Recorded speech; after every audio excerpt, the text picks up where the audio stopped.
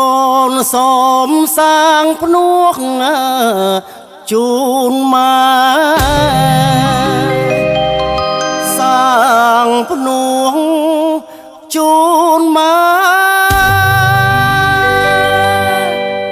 កូនសូមសាងភ្នួងបួងសងគុណម៉ែពុកម៉ែមានគុណទាំងពីរធ្នមថែតាំងពីក្នុងផ្ទៃលាបងលាប្អូនលាគ្រូបងរៀនរាល់ថ្ងៃលាហើយស្នេហាថ្លើមថ្លៃញ៉ានីងសៃនឹងសាសនាកូនបួងជាសងមានស្បងមានត្រៃប្រតនា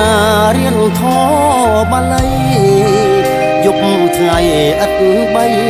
សង្ការស្មាលាកម្ពីលាហើយស្នេហាសាងភ្នួងលងថ្ងៃមរណាសងគុណពុកម៉ែកើតជាកូនប្រុងត្រូវបួងសងគុណផ្ដាំលោកអ្នកទៅថ្ងៃមុខសូមកុំបំភ្លេចព្រះពុទ្ធសាសនាព្រះពុទ្ធគឺជាមេត្តាបិតាគុណលោកធំធេងថ្លៃថ្លាក្នុងលោកាមិនសាបសូន្យលើកដៃប្រណំដាក់លើសេរស័យសូមគុណទឹកដោះម្ដាយថ្លៃបារមីជួយចំឡងពូនព្រះពុទ្ធសាសនាជាផ្លូវជាស្ពានជាក្បួនគុណម៉ែទ្រង់មិនសាបសូន្យកូនសូមបួងសងគុណម៉ែ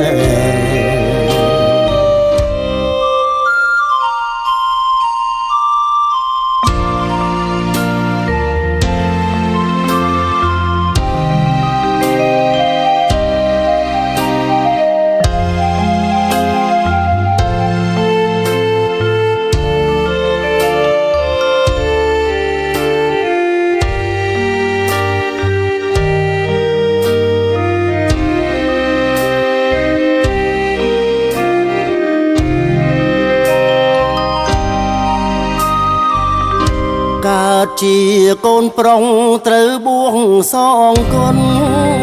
ផ្ដាំលោកអ្នកទៅថ្ងៃមុខសូមកុំបំភ្លេចព្រះពុទ្ធសាសនាព្រះពុទ្ធគឺជាមេត្តាបិតាគុណលោកធំធេងថ្លៃថ្លាក្នុងលោកាមិនសាបសូន្យលើកដៃប្រណំដាក់លើសេរស័យសូមគុណទឹកដោះម្ដាយថ្លៃបារមីជួយចំឡងពូនព្រះពុទ្ធសាសនាជាផ្លូវជាស្ពានជាក្បួនគុណម៉ែគុណមិនសាបសូន្យកូនសូមបួសស